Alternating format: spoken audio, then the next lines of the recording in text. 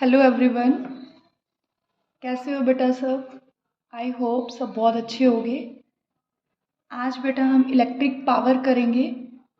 ठीक है बेटा। इलेक्ट्रिक पावर क्या होती है बेटा? Electric power is the rate of doing work. The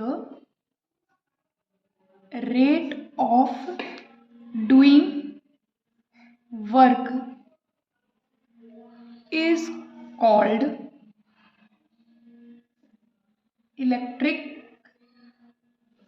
power।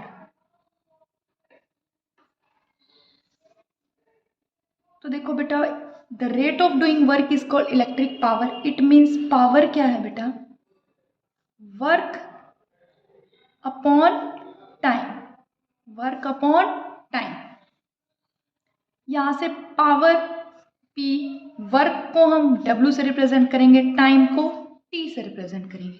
देखो, मैंने स्टार्टिंग में जब मैंने पोटेंशियल डिफरेंस कराया था, देखो बेटा, जिसने मेरी स्टार्टिंग की वीडियोस नहीं देख रखी, पहले मेरी वही वीडियो देखो, वहाँ से आपके स्टार्टिंग के बेसिक कंसेप्ट क्लियर होंगे।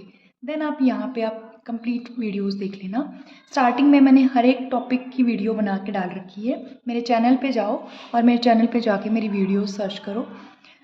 तो पोटेंशियल डिफरेंस मैंने बताया था। क्या था potential difference? That work done per unit charge, कि कितना वर्क डन होता है किसी चार्ज को एक इलेक्ट्रिक फील्ड में लाने में। That is a potential difference. तो यहाँ से W किसके बराबर आ गया? VQ। समझ आ गया? और मैंने ये भी बता रखा है कि I किसके बराबर होता है बेटा? Q/T। तो यहाँ से Q किसके बराबर आ गया? IT। Is it clear? तो यहाँ से मैं W को क्या पुट कर दूँ? VQ। T as it is, और Q को क्या पुट कर दूँ? IT। VIT अपॉन में T। T से T कैंसिल, तो एक फॉर्मूला हमारा पावर का क्या आ गया बेटा? P is equal to VI। ये बहुत इंपॉर्टेंट फॉर्मूले है बेटा। ठीक है, आगे यूज होंगे न्यूमेरिकल्स में। तो ये हमारा जो पावर का फॉर्मूला है पोटेंशियल और करंट के बीच का है। अगर पोटेंशियल और करंट गिवन है और आपको पावर फाइंड आउट करनी है तो आप ये वाला फॉर्मूला यूज करो। अब देखो, according to Ohm's law V किसके बराबर होता है? IR के बराबर। तो यहाँ पे हम V को क्या पुट कर दे? IR। I as it is, यहाँ से किसके बराबर आ गई? I²R। सेकेंड फॉर्मूला हमारा निकल के आया, एक फॉर्मूला ये निकल के आया, एक फॉर्मूला हमारा I²R निकल के आया। नाउ थर्ड, अगर हम V की मैंने पुट कर दी, अब I को पुट कर देते हैं। I किसके बराबर होता है बेटा? V/R। अब P जो VI है, इसी में I को पुट कर दो। P is equal to V as it is, I को मैंने पुट कर दिया V/R। Is it clear? तो यहाँ से पावर किसके बराबर आ गई हमारी? V²/R। इज इट क्लियर बेटा? तो यहाँ से हमारे तीन फॉर्मूले निकल के आए हैं। फर्स्ट है P is equal to VI, second है P is equal to I²R, third है P is equal to V²/R। अगर करंट और पोटेंशियल दे रखा है तो आप ये वाला फॉर्मूला यूज करोगे। करंट और रेजिस्टेंस गिवन है तो आप ये वाला फॉर्मूला यूज करोगे। और अगर रेजिस्टेंस और पोटेंशियल है तो आप ये वाला फॉर्मूला। जो ऐसा यूनिट होती है बेटा ऑफ पावर की, वो होती है बेटा वॉट। क्या होती है ऐसा यूनिट? वॉट। ठीक है, अब एक न्यूमेरिकल करते हैं इसी टॉपिक पे।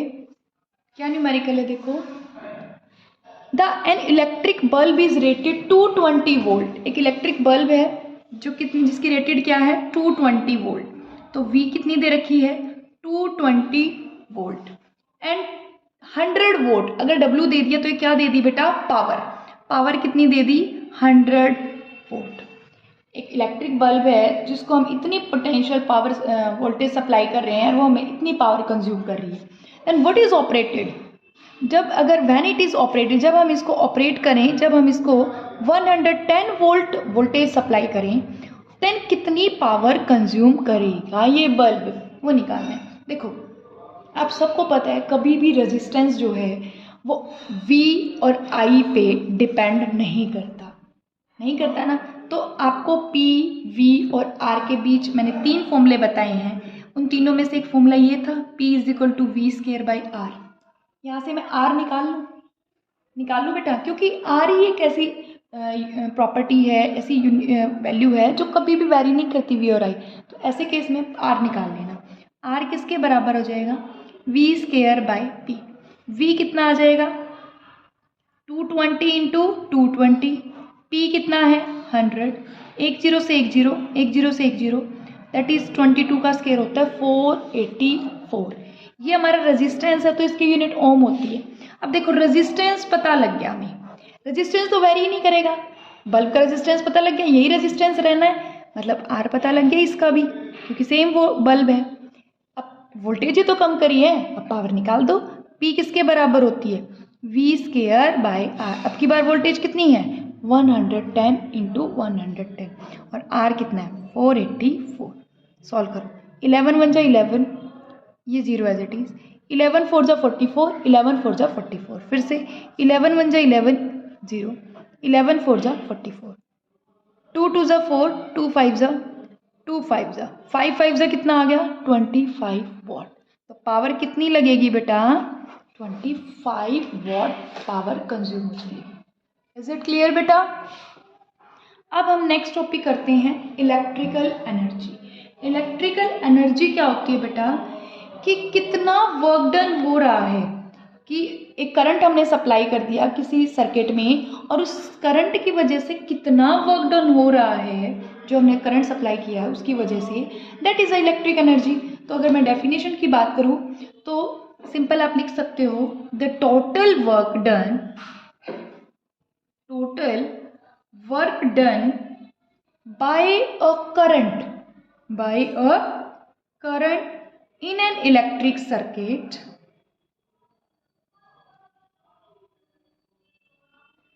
is called electrical energy। उसी को हम क्या बोलते हैं बेटा, इलेक्ट्रिकल एनर्जी। समझ आया। इट मीन्स इलेक्ट्रिकल एनर्जी का फॉर्मूला होता है बेटा पावर इनटू टाइम। बहुत ध्यान से समझना, पावर इनटू टाइम। अगर तुम्हें ये डेफिनेशन याद नहीं रहती तो आप सीधा लिख सकते हो the product of power and time is called electrical energy. ठीक है, इलेक्ट्रिकल एनर्जी क्या होती है, पावर इनटू टाइम। ध्यान क्या रखना है, यहाँ पे तुम्हें पावर की यूनिट किलोवाट लेनी है। क्या लेनी है, किलोवाट, वॉट नहीं लेनी। इलेक्ट्रिकल एनर्जी में पावर की यूनिट किलोवाट लेनी है और टाइम की यूनिट आपको आर लेनी है। समझ आ गया। और इलेक्ट्रिकल एनर्जी हमारी तो एसआई यूनिट तो हमारी, अगर बात करूं इलेक्ट्रिकल एनर्जी की तो जूल होती है। क्या होती है, जूल, क्योंकि जो वर्क की होती है वही एनर्जी की होती है। लेकिन अगर मैं कमर्शियल यूनिट की बात करूं, जो हम घरों में यूज़ करते हैं, जो भी डेली जो भी कमर्शियल पर्पज़ के लिए यूज़ की जाती है, जो होती है वो होती है बेटा किलोवाट आर। क्या होती है, किलोवाट आर। ठीक है, ऐसा यूनिट तो जूल होती है, that is a watt second. लेकिन अगर मैं कमर्शियल यूनिट की बात करूँ किलोवाट आर होती है बेटा। देखो अब वही मैं बता रही हूँ, commercial unit of electrical energy kilowatt hour होती है बेटा। ठीक है ना, क्योंकि जो एसआई यूनिट है इलेक्ट्रिकल एनर्जी की वो क्या है, जूल। लेकिन जूल जो है वो बहुत स्मॉल क्वांटिटी को रिप्रेजेंट करती है, एनर्जी की बहुत स्मॉल क्वांटिटी को। तो ये हमारे लिए लार्ज क्वांटिटी को मेज़र करने के लिए कन्वीनियंट नहीं है। ठीक है ना, जो भी हमारी एनर्जी ज़्यादा एनर्जी को अगर हमें मेज़र करना है तो उसके लिए ये स्मॉल वैल्यू है, जूल तो इसमें हम मेज़र नहीं करते। तो इसलिए फॉर कमर्शियल पर्पज़ के लिए हम बड़ी यूनिट को यूज़ करते हैं, that is a kilowatt hour. तो अगर मैं बात करूँ किलोवाट और जूल में रिलेशन, तो देखो एनर्जी क्या होती है बेटा, power into time. Power into time, simple अगर मैं बात करूँ 1 जूल, अगर ऐसा यूनिट की बात करूँ तो एनर्जी क्या होगी जूल में, पावर क्या होगी वॉट में, और टाइम किस में होगा, सेकंड में। तो 1 जूल किसके बराबर आ गई, वॉट इंटू सेकेंड किसके बराबर है, जूल के। अगर अब मैं कमर्शियल यूनिट की बात करूँ तो energy, electrical energy is equal to power किस में हो जाती है, किलोवाट में, और टाइम किस में हो जाएगा बेटा, आर में। ठीक है, तो अगर मैं 1 किलोवाट आर ले लेती हूँ, 1 किलोवाट में कितने वोट होते हैं बेटा, 1000 वोट। 1 किलोवाट में कितने वोट होते हैं, 1000 वॉट। 1 आवर में कितने सेकंड होते हैं, 3600 सेकंड। कितने होते हैं 3600 सेकेंड। तो यहाँ से कितना आ गया 3.6, यहाँ पे पॉइंट लगा लिया 1 2 3 4 5 6 10 की पावर 6 ले ली। अब कितना आ गया ये वॉट और सेकेंड एज इट इज। अभी देखो मैंने ऊपर बताया था कि वॉट और सेकेंड किसके बराबर होता है जूल के बराबर। तो यहाँ से कितना आ गया 3.6 इंटू 10⁻6 जूल।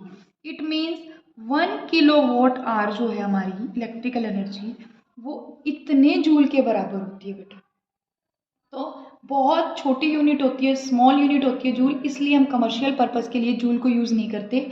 जो भी हमारी इलेक्ट्रिकल एनर्जी है हम किलोवाट आवर में निकालते हैं और 1 किलोवाट आवर ही हमारी 1 यूनिट के बराबर होता है बेटा, 1 यूनिट के। जो घरों में इलेक्ट्रिकल एनर्जी जो बिल आता है, इलेक्ट्रिसिटी का जो बिल आता है वो यूनिट जो होती है वो इतने किलोवाट आवर होती है। मान लो अगर 10 यूनिट है तो 10 किलोवाट आवर हो जाएगी, उसकी यूनिट किलोवाट आवर होती है बेटा। Is it clear? करें हम न्यूमेरिकल करें। देखो फर्स्ट न्यूमेरिकल क्या कहता है, ए पावर ऑफ 4 एम्पियर करंट है, इसका मतलब ये कितना है 4 ampere flows through a 12 volt, मतलब इसकी वोल्टेज दे रखी है, पोटेंशियल दे रखी है 12 volt, car headlight bulb for 10 minute और टाइम कितना दे रखा है 10 मिनट। मिनट है तो सेकंड में करना है क्योंकि ऐसा यूनिट में लेके जाना है। इनटू में 60 कर दिया, कितना आ गया 600 second. How much energy transfer occur during this time, कितनी एनर्जी ट्रांसफर होगी। एनर्जी क्या होती है बेटा पावर इनटू टाइम। यहाँ तो पावर दे ही नहीं रखी, यहाँ पे तो करंट और वी दे रखा। मैंने तीन फॉर्मूले बताए थे पावर के, क्या क्या बताए थे, P is equal to V I, P is equal to I square R और P is equal to V square R. अब यहाँ पे बताओ, तुम देखो सोचो, पॉज करो वीडियो को और देखो कौन सा फॉर्मूला यूज होगा जिसमें आई भी हो और वी भी हो। कौन सा फॉर्मूला है, ये वाला फॉर्मूला। तो यही फॉर्मूला लगा के क्या हम पावर नहीं निकाल सकते, पावर को निकाल दो। P is equal to V कितना है 12, आई कितना है 4, 12 4 जा 48 इंटू में 600। ये हमारी पावर किस में आई वॉट में और ये टाइम किस में है सेकंड में। इसको मल्टीप्लाई करेंगे तो कितना आ जाएगा बेटा 0 0 0 6 8 जा 48 4 6 4 जा 24 और 4 28, इतना जूल आया है बेटा। अगर पावर को वोट में ले रहे हैं टाइम को सेकंड में तो हमारी ऐसा यूनिट जूल ही रहेगी। तो एनर्जी कितनी आ गई इतना जूल। जब आप बिल निकालोगे ना इलेक्ट्रिकल एनर्जी, तो अगर आपको किलोवाट आवर में करनी है तो इसको क्या करोगे, पूछा जाए अगर किलोवाट आवर में तो इसको 3.6 इंटू 10⁻6 से डिवाइड कर देना, तो ये किलोवाट आवर में आ जाएगी बेटा। Is it clear? इससे जब अगर तुम डिवाइड कर दोगे तो किलोवाट आवर में यूनिट आ जाएगी। क्लियर हुआ? Next question, an electric heater draws a current of 10 ampere, current कितना दे रखा है बेटा 10 ampere from a 220 volt supply, potential कितनी दे रखी है 220 वोल्ट। देखो आई और वी दे रखा है, सीधा पावर यहीं से निकलेगी। पावर किसके बराबर आ जाएगी वी आई, वी है 220, आई है हमारा 10, कितना आ गया दैट इज 2200 वोट आई है बेटा। हमें तो किस में कन्वर्ट करनी है, पावर हमेशा किलोवाट में लेनी है अगर इलेक्ट्रिक एनर्जी निकालनी है। तो पावर किस में आ जाएगी 2200 अपॉन में किससे डिवाइड कर दूं मैं 1000 से, 20 तो 20, 2.2 किलोवाट आ गई। आगे पावर, आगे पढ़ो। What is the cost of using the heater for 5 hours every day for 30 days. रोज 5 घंटे हीटर चलता है, एक दिन का निकाल लूं टाइम, इलेक्ट्रिकल एनर्जी निकाल लेती हूँ फॉर 1 डे के लिए, ठीक है ना। एक दिन में कितनी लगती है, पावर इनटू टाइम। एक दिन की पावर, इलेक्ट्रिकल एनर्जी जो हमारी हीटर की पावर, इतनी पावर कंज्यूम करती है और कितने घंटे चला वो डेली 5 आवर। तो कितना आ गया 5 2 10 1, 5 2 10 यहाँ पे आ जाएगा। ये हमारा किलोवाट आवर आ गया। एक दिन की है ये, हमें कितने दिन के लिए निकालनी है 30 डेज के लिए। तो इलेक्ट्रिकल एनर्जी फॉर 30 डेज कितनी आ जाएगी बेटा, 11 को किससे मल्टीप्लाई कर दूँ 30 से। तो एक दिन में इतनी किलोवाट एनर्जी लग रही है तो 30 डेज में कितनी हो जाएगी 0 कितना आ गया 330 किलोवाट आवर, मतलब इतनी यूनिट आ गई हमारी 30 दिन की। If the cost of 1 unit is इतना, अगर कॉस्ट इतनी है तो टोटल हमारा कितना चार्ज लगेगा, कितनी, तो कॉस्ट निकालने के लिए क्या कर दूं, टोटल यूनिट को, जितनी यूनिट आई हैं उसको एक यूनिट के चार्ज से मल्टीप्लाई कर दूं। पॉइंट हटाओ 100, एक जीरो से एक जीरो, एक जीरो से एक जीरो, सिर्फ आपको मल्टीप्लाई करना है और यही हमारा आंसर आ जाएगा रुपीज़ में। इतने रुपए भी लाएगा हमारा इलेक्ट्रिकल एनर्जी। सिर्फ आपको क्या ध्यान रखना है कि इलेक्ट्रिकल एनर्जी में आपको जो पावर है वो क्या लेनी है, किलोवाट में, और टाइम किस में लेना है बेटा, आर में। Is it clear? बाकी न्यूमेरिकल मैं नेक्स्ट वीडियो में अपलोड कर दूंगी। ठीक है बेटा, थैंक यू बेटा।